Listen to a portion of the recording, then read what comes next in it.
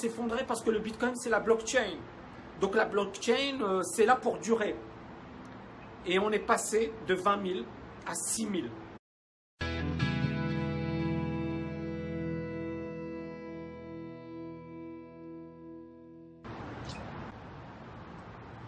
Les crypto-monnaies pour 2018, ça va être fascinant. Pourquoi ça va être fascinant?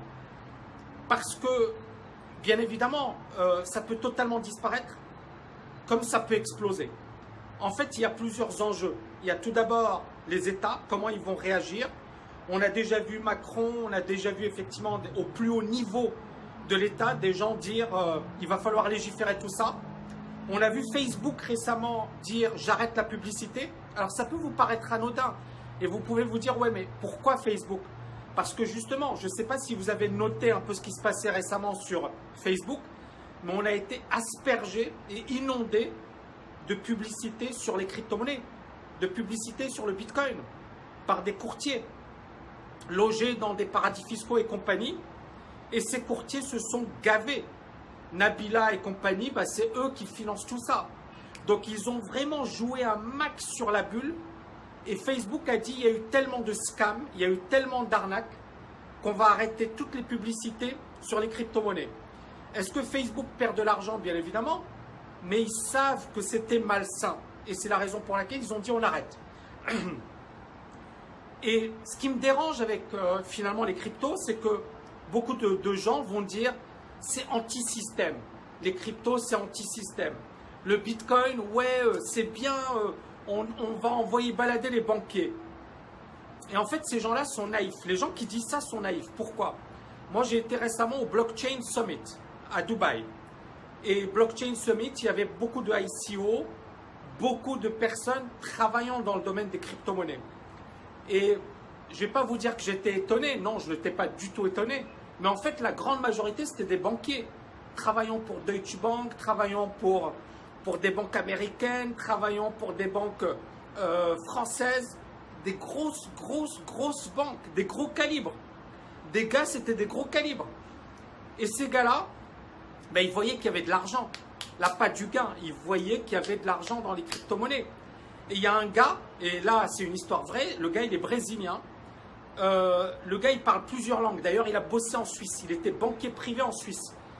Et il s'est installé à Dubaï parce qu'il voulait développer un business entre l'Amérique latine, c'est-à-dire qu'il voulait que, finalement, devenir l'intermédiaire entre l'Amérique latine et Dubaï. D'accord?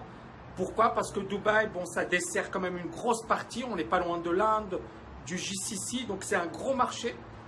Et il s'est dit, ok, moi je veux être l'intermédiaire. C'est un super projet. Et puis, lorsque je l'ai croisé au Blockchain Summit, il m'a dit, mais tu sais quoi?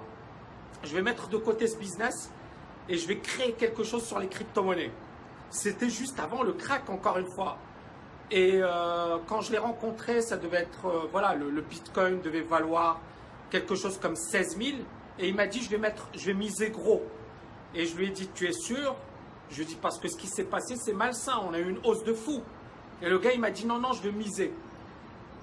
Et donc, le gars, il est brillant. Il parle plusieurs langues. Je vous dis, français, il parlait couramment. C'est un Brésilien. Les Brésiliens, c'est pas leur truc, le français. Super diplômé, le gars, super intelligent. Et il achète au pire moment. C'était pas un neuneu. Il achetait au pire moment. Quand ça valait 15 000, 16 000. Et aujourd'hui, il doit avoir mal. Il doit souffrir. Hein, parce qu'effectivement, vous avez vu ce qui s'est passé. On a touché les 6 000. Les 6 000. Et beaucoup de personnes, encore une fois, donc je reviens sur ce truc sur finalement la naïveté des gens qui disent c'est donner finalement un pied, c'est faire un pied de nez au système. C'est totalement faux. Le système, il est là. S'il y a du pognon à gagner, il va en gagner. Si effectivement pour lui, il ne va pas en gagner, il ne va pas en gagner. Qui investit aujourd'hui dans ces technologies? Beaucoup de banques, beaucoup de capital risqueurs. Ils sont à fond dessus. Maintenant, pour l'imaginaire, c'est bien de se faire passer pour un rebelle. De dire, je suis un rebelle, je suis anti-système, c'est contre les méchants banquiers. Ouais, mais les méchants banquiers, ils sont toujours là. Ce n'est pas les crypto-monnaies qui vont les chasser. Vous voyez, est-ce que vous me comprenez? Arrêtez d'être naïf. C'est le monde du business. Quand il y a une opportunité, les gens, ils y vont. Et le monde du business, c'est le monde qui appartient aux plus rapides, aux plus innovants et à ceux qui sont prêts à prendre du risque et à ceux qui ont les capitaux. Ce ne sont pas les particuliers qui ont les capitaux, ce sont les banquiers. Donc ça, c'est une erreur que font beaucoup de gens qui se disent c'est un pied de nez contre le système. Après, bien évidemment, le système, ça le fait chier. Parce que si le Bitcoin ou les autres monnaies concurrencent les monnaies fiat, à un certain moment, il y aura un souci. Ce qui fait que la Chine a interdit, ce qui fait que l'Inde envisage d'interdire, ce qui fait qu'en Europe, vous avez vu Bruno Le Maire, le ministre de l'économie, qui a dit qu'on va se pencher dessus. Donc il y a pas mal de choses autour. Alors maintenant, la question que vous allez me poser, mes amis, est-ce qu'on peut gagner de l'argent? Bien évidemment, mais on peut en perdre également. Et pourquoi je dis ça? Parce que c'est un marché dangereux. C'est un marché pour les pros. C'est un marché où il faut gérer son risque. Et c'est un marché où il faut être prêt à perdre. Je m'explique. Si jamais on vous... Voilà, il y a eu au Japon un exchange qui a été cambriolé. 500 millions de dollars, quelque chose comme ça. Imaginez que vous ne preniez pas vos précautions. Qu'est-ce qui va se passer? Vos investissements, ils sont réduits à néant. Imaginez que les États-Unis disent on arrête. Que l'Europe dise on arrête. C'est pas impossible. Il y a des personnes qui vont me dire non mais Tammy, c'est pas réaliste. C'est réaliste. La Chine l'a fait. Et l'Inde est en train d'en parler. Le Maroc, je sais qu'il l'a fait. Et il y a d'autres pays qui peuvent effectivement légiférer contre. Donc, encore une fois, ne diminuez pas la puissance des États. Maintenant, c'est comment, et c'est là où on va vivre une année 2018 intéressante et fascinante. Quelles sont les issues possibles? Première issue, les États ne font rien, ça se passe super bien et ça explose. Ce n'est pas impossible. Deuxième chose, les États réglementent et mettent vraiment des barrières, ça se casse la figure, ça assainit le secteur et puis bien évidemment peut-être qu'on aura 10% des monnaies ou 5% des monnaies qui resteront et pour nous ce sera intéressant également, d'accord? Mais il faut savoir quelles sont les monnaies et comment gérer son risque, d'accord?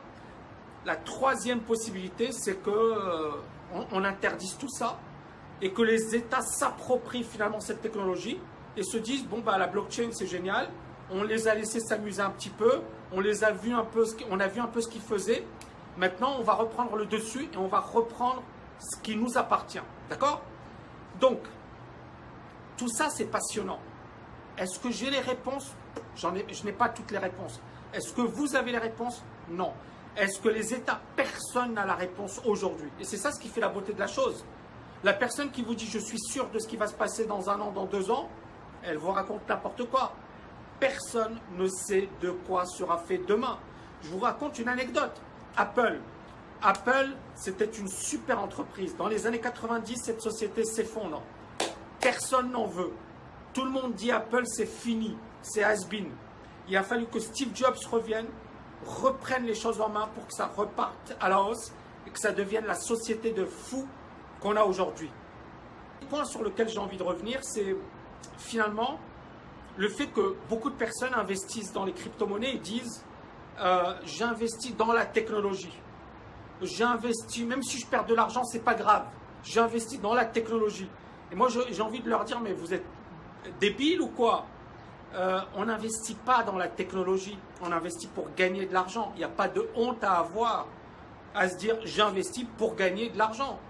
Et j'investis pas parce que c'est sympa, parce que c'est la technologie. Et ça, encore une fois, c'est un discours de neuneux.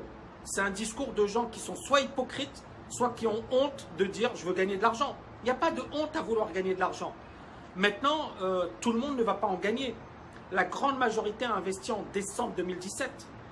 Et la grande majorité est perdante aujourd'hui sur les bitcoins et sur les crypto-monnaies. Moi j'ai vu, c'était trop marrant, il y avait des vendeurs de rêves.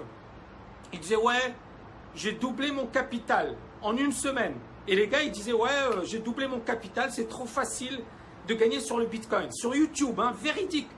Il y avait un autre gars, il disait, ouais, ça vaut 16 000, c'est bon, c'est reparti, ça va nous... Des gars sur YouTube.